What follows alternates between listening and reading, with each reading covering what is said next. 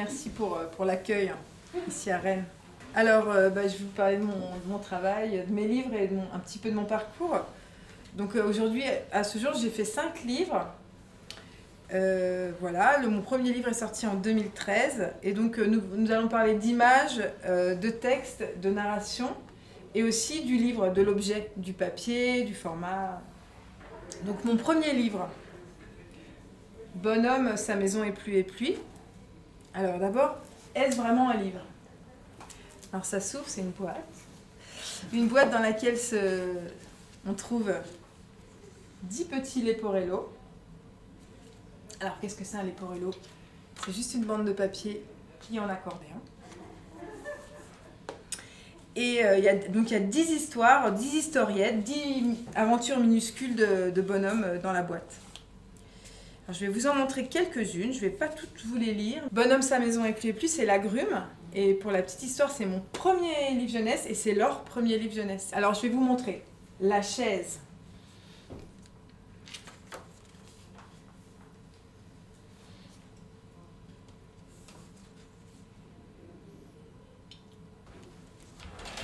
Donc ces petites histoires sans texte. Alors jour de pluie.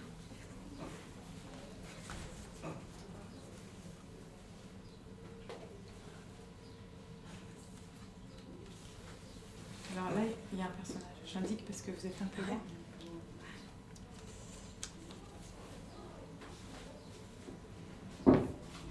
Il est sorti quand même. Hein. Il a mis ses bottes.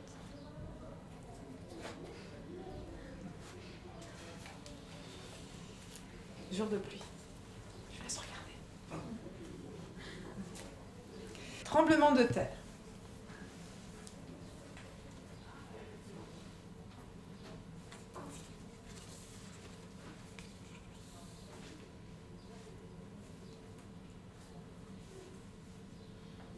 Et un petit dernier, il y en a 10. Hein.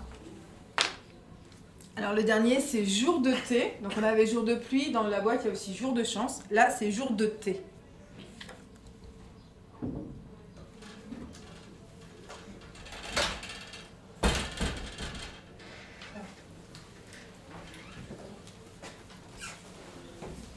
Alors c'est des livres muets, des narrations muettes, mais quand même, il y a toujours... Il n'y a pas de mots écrits qui racontent la petite histoire, la petite aventure, mais il y a toujours quand même un titre. On en reviendra parce que c'est important. Les tremblements de terre, bien sûr, je vais pas je vais revenir ensuite sur Bonhomme, mais avant, je voudrais vous montrer ce livre qui a été fait à peu près en même temps et il y a des correspondances. Et on va parler des deux ensemble ensuite. Donc ça, c'est mon deuxième livre au niveau de la chronologie des livres. Ça a été édité à l'Atelier du Poisson Soluble. Il était plusieurs fois, et ça correspond en fait à mon premier projet. C'était pas tout à fait comme un projet de livre. C'était des petits essais que j'ai faits. J'avais très peu de temps. J'ai fait fabriquer des tampons, faire des petits essais, et c'est devenu finalement un livre par la suite. Donc c'est à peu près la même époque. Donc il était plusieurs fois. Alors je vais pas vous le lire. Simplement, quand on voit comme ça la couverture, on peut déjà peut-être imaginer de quoi ça va parler. Les enfants, généralement, quand je leur pose la question, il y en a toujours un qui va me donner la réponse. Est-ce que quelqu'un a une idée ? Un petit chaperon rouge, c'est ça. Et donc c'est un livre. En fait, le livre indique, ici il y a une petite phrase, le livre indique qu'il faut en fait s'intéresser à la partie supérieure et pas trop encore à ce qui se passe en dessous. Donc il était plusieurs fois. Et comme tout le monde connaît bien l'histoire du petit chaperon rouge, est-ce que quelqu'un ne connaît pas l'histoire du petit chaperon rouge ? Non. Alors, comme tout le monde la connaît, j'ai pas eu besoin de mettre le texte. Et on retrouve tous les éléments de l'histoire. La petite fille avec son panier qui quitte sa maison pour aller donc chez sa grand-mère, etc. Et on va retrouver toutes les étapes en images. Les chemins, etc. Le loup qui arrive chez la grand-mère qui est malade, qui la mange. Le petit chaperon rouge qui prend son temps, qui va arriver chez la grand-mère. Ah, mais la grand-mère... peu curieuse la grand-mère, et on peut vraiment raconter l'histoire avec ses propres mots en fait, parce que tout est là, et en fait d'une famille à l'autre on n'a pas tout à fait la même façon de raconter le conte, mais on peut raconter grand-mère, que tu as de grands yeux, grand-mère, etc. Jusqu'à ce que le petit chaperon rouge se fasse manger par le loup. Et là, le livre dit non, c'est toujours la même histoire. Et on peut retourner le livre et commence une autre histoire. il était une autre fois. Et en fait, cette toute première narration que je viens du Petit Chaperon Rouge, c'est un sans-texte, mais qui n'en est pas un. Parce qu'en fait, le texte, tout le monde l'a. Vous l'avez déjà, l'histoire, vous la connaissez, le texte, vous l'avez. Donc en fait, le texte, il est sous-jacent, mais il est vraiment, vraiment présent. Donc c'est pas vraiment un vrai sans-texte, c'est-à-dire que ça laisse de la place pour la parole de chacun, pour les mots, mais l'histoire existe. On la connaît, donc on a juste à avoir des petits repères et on n'a rien vraiment à créer soi. Par contre, quand on retourne le livre et que commence cette autre fois, on retrouve des éléments très clairement, le Petit Chaperon Rouge, mais là, on reconnaît le loup. Mais cette histoire-là, vous ne la connaissez pas déjà au préalable. Et il va falloir un petit peu l'interpréter. Et alors si on regarde, on va retrouver beaucoup de choses. En fait, on retrouve exactement les mêmes éléments parce que j'ai fait la première histoire du Petit Chaperon Rouge avec des tampons. Il y en a 19, ils sont là. Et c'est avec les mêmes tampons que j'ai proposé la deuxième histoire. Et d'ailleurs, cette deuxième histoire, je ne l'ai pas du tout anticipée, elle n'existait pas en fait. J'ai fabriqué les tampons pour le Petit Chaperon Rouge et la deuxième histoire est née de l'utilisation des tampons.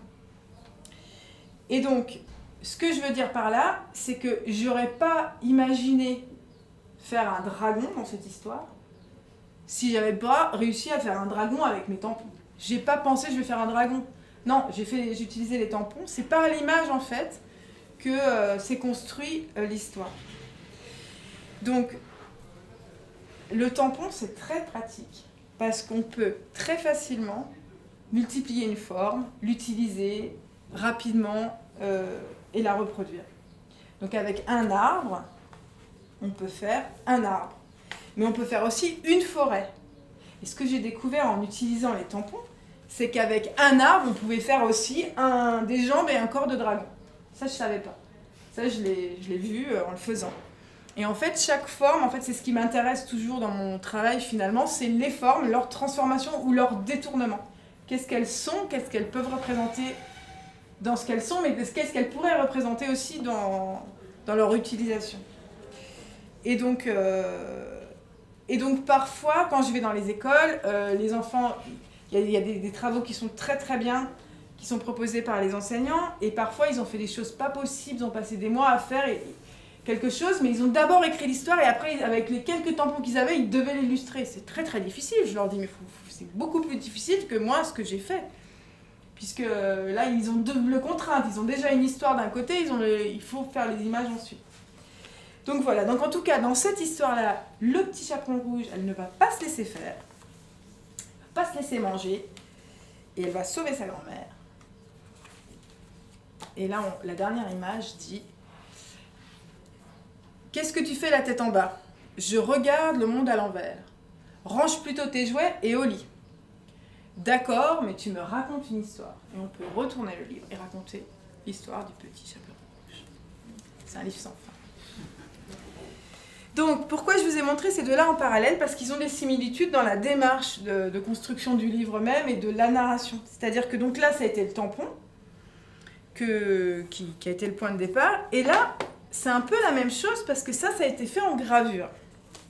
Alors, peut-être les quelques histoires que je vous ai montrées, vous pouvez voir qu'on retrouve les mêmes images.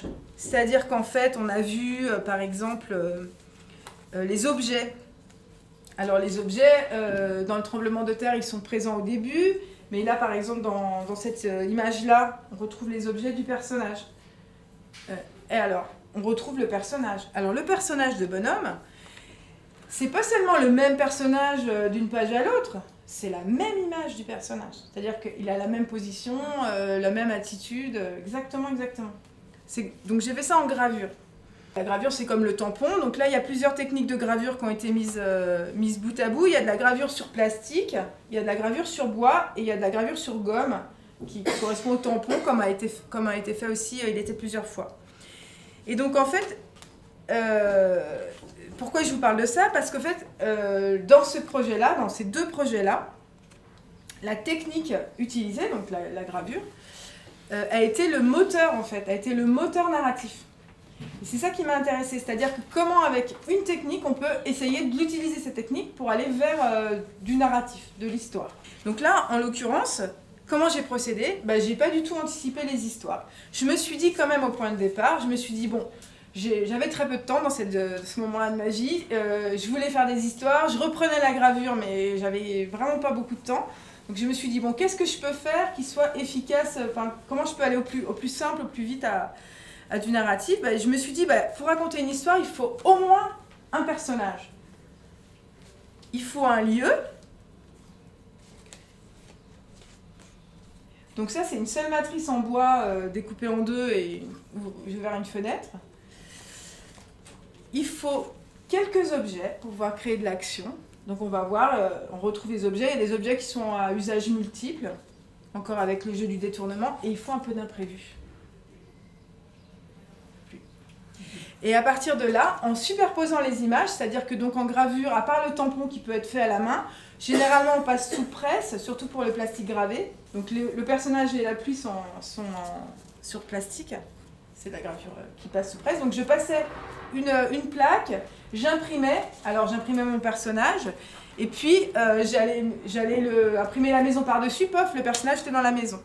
Alors pour vous montrer ça, j'ai apporté quelques transparents qui l'illustrent bien, pour expliquer la démarche de construction de l'histoire par la gravure. Donc j'ai mon bois, j'imprime ma maison, j'imprime par-dessus ma plaque de pluie, il pleut. Ensuite, bonhomme.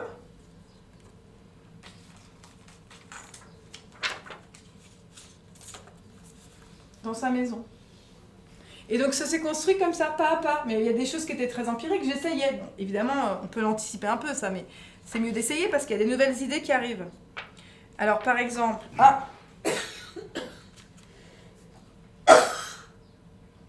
il devient roi, ou plutôt non. Il met sa casquette,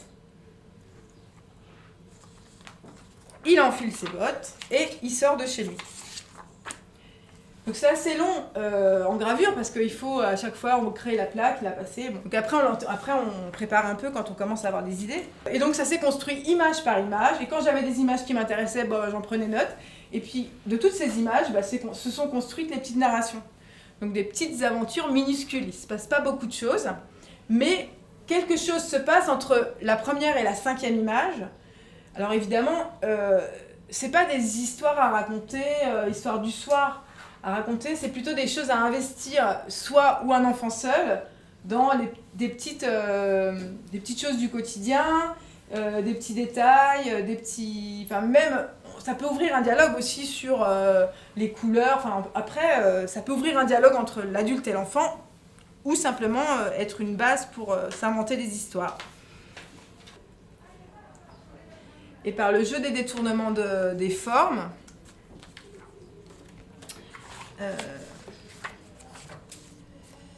même si c'était une maison au départ, ça pouvait très facilement devenir une fusée, par exemple. Et donc ça a été exactement en fait le même procédé que pour le livre du Petit Chaperon Rouge, où là ça a été beaucoup plus facile en fait.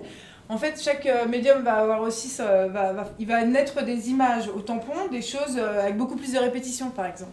Alors que la gravure qui nécessite une presse, on va l'imprimer une fois, une deuxième fois pour faire ce qu'on appelle en gravure un fantôme, par exemple un bouger, comme dans le tremblement de terre. On va avoir la maison qui va être réimprimée sans être ancrée, et ça va faire une espèce de mouvement, ça va évoquer le mouvement. Donc tout ça pour dire qu'en fait, j'aime bien qu'une technique soit à la base d'une histoire, un peu comme outil narratif en fait. En fait, c'est l'utilisation même de la gravure qui crée le projet.